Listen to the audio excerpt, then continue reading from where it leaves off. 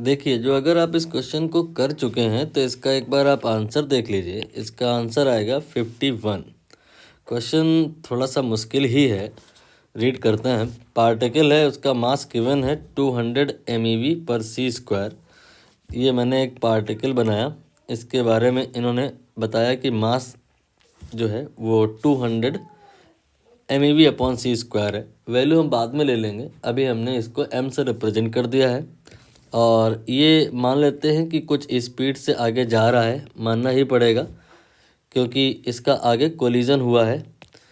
और मैंने स्पीड इसका u मान लिया, काइनेटिक एनर्जी k मान लिया, मोमेंटम p मान लिया। ये सब अभी आप रिलेट ना करिए, बस सब कुछ रिलेट करते हुए चलिए, देखेंगे कि किसको किससे रिलेट करना हमारे लिए बेनिफिशियल है। फिर जब ये आगे गया तो कोलाइड हुआ। अकॉर्डिंग टू द क्वेश्चन ये हाइड्रोजन के एटम से कोलाइड हो गया। ये आपका हाइड्रोजन का एटम है, you can write here 1H1। और प्रश्न के अकॉर्डिंग अगर हम बात करें तो ये एटम आपका रेस्ट में है, यू कैन से इधर वेलोसिटी 0 है, मोमेंटम 0 है, काइनेटिक एनर्जी 0 है।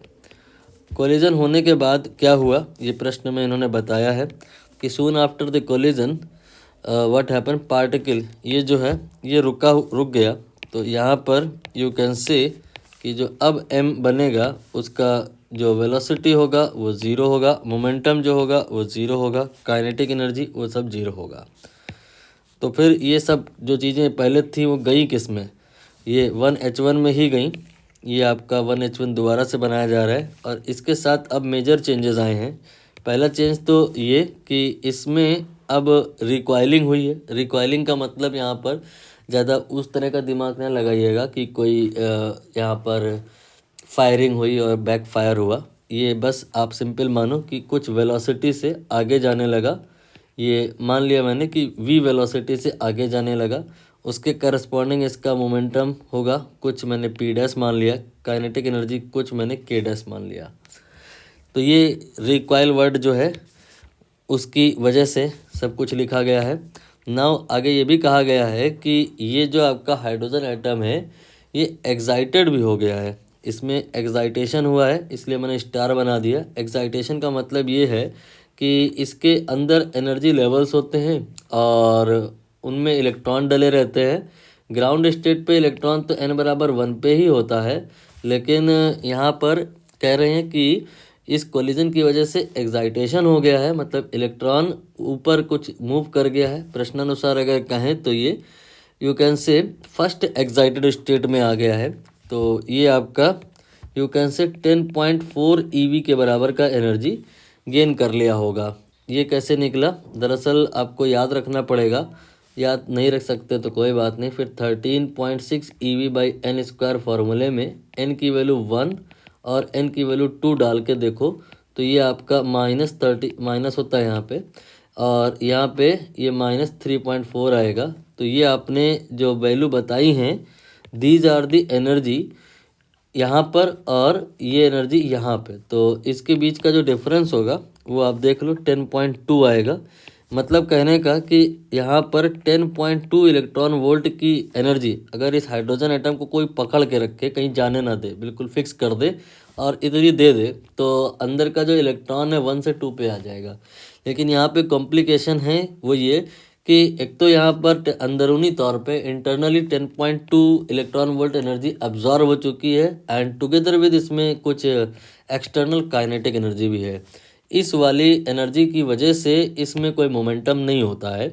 इसमें जो भी मोमेंटम होता है वो एक्सटर्नल काइनेटिक एनर्जी की वजह से होता है। इसे आप इंटरनल एनर्जी की तरह डील कर सकते हैं जो इसके अंदर चली गई है, और वो आपके सिस्टम का मोमेंटम या यू कैन से आपके सिस्टम का एक्सटर्नल काइनेटिक एनर्जी नहीं कोई चेंज करने वाली है।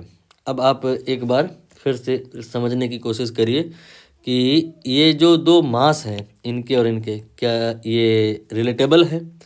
ये आपका 1 GeV/c² है, इसे आप कह सकते हो 1000 MeV/c²। आपको तुरंत क्लिक किया होगा कि ये मास जो है इसकी तुलना में 5 गुना है। ठीक है, अब आप यहाँ पर बताओ कि कोलिजन के पहले इन दोनों का नेट मोमेंटम कितना होगा।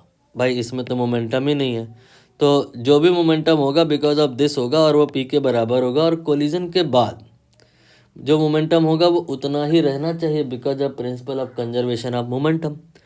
और इस एनर्जी की वजह से मोमेंटम में तो कोई चक्कर है नहीं। मोमेंटम जो भी होता है बिकॉज ऑफ एक्सटर्नल वेलोसिटी या सेंटर ऑफ मास का वेलोसिटी या एक्सटर्नल फोर्सेस की वजह से होता है। ये तो इंटरनल पार्ट है, उसकी वजह से एक्साइटेशन हुआ है। तो यहाँ पर टोटल मोमेंटम पहले भी है तो टोटल मोमेंटम बाद में भी पी ही होगा, इसमें है नहीं। तो इसका मतलब जो ये मोमेंटम इसमें था ना, सारा का सारा इसमें आ गया। तो यहाँ पर पी डैश हम कह सकते हैं पी के बराबर होगा। अब हम ये रिजल्ट डेवलप किए कि इसका और इसका मोमेंटम सेम है, क्या काइनेटिक एनर्जी भी सेम होगा? नहीं।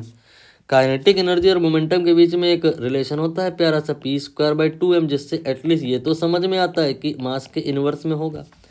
आपने बोला अभी अभी कि इसका और इसका मास बराबर नहीं है, आपने बोला 5 गुना है, यहाँ लिखा भी है आपने। तो जिसका मास 5 गुना है काइनेटिक एनर्जी उसकी 5 गुना नहीं, 5 गुना दूसरे वाले की होगी। मतलब इसका मास 5 गुना अगर है तो काइनेटिक एनर्जी इसकी 5 गुना होगी, इसकी यानी 5 के फैक्टर से कम हो जाएगी। इसकी अगर k है तो इसकी k/5 होगी। आई होप आप समझ पाए होंगे मैं कहना क्या चाह रहा हूँ कि चूंकि इसका मास 5 गुना है, 5 से मल्टीप्लाई हुआ है, तो काइनेटिक एनर्जी 5 से डिवाइड हो जाएगी। तो अब आप इस रिजल्ट पे पहुंचे कि ये जो काइनेटिक एनर्जी k है यहाँ पे, उस काइनेटिक एनर्जी का k/5 यहाँ है और बाकी सोचो कहाँ गया होगा, यहाँ पे आ गया। ये k की वैल्यू सपोज करो अगर जैसे 10 है तो दो जो है इसमें काइनेटिक एनर्जी के फॉर्म में दिखाई दे रही है, बाकी जो 8 है ना वो उसके अंदर चली गई है, ट्रांजिशन में इन्वॉल्व हो गई है, एक्साइटेशन में इन्वॉल्व हो गई है। तो एनर्जी कंजर्वेशन प्रिंसिपल अगर हम अप्लाई करें तो ये हो जाएगा k। टोटल काइनेटिक एनर्जी जो आपकी थी सिस्टम में शुरुआत में, उसके 2 हिस्से हुए हैं, एक k/5 जो ये external kinetic energy hydrogen atom में है रिकॉइलिंग की वजह से, और दूसरा प्लस एक्साइटेशन की वजह से 10.2 ना। यहाँ से आप k निकालो तो 4k/5 जो आएगा वो 10.2 आएगा, और यहाँ से जो आप अगर k निकालोगे तो ये आ जाएगा 51/4। और अब आपको ना इसकी तुलना करनी है क्वेश्चन में जो इन्होंने कहा है, that is I think n/4। तो यहाँ n/4 है, यहाँ 51/4 है, तो समझ आ गया होगा कि n कितना होगा, इट विल बी 51।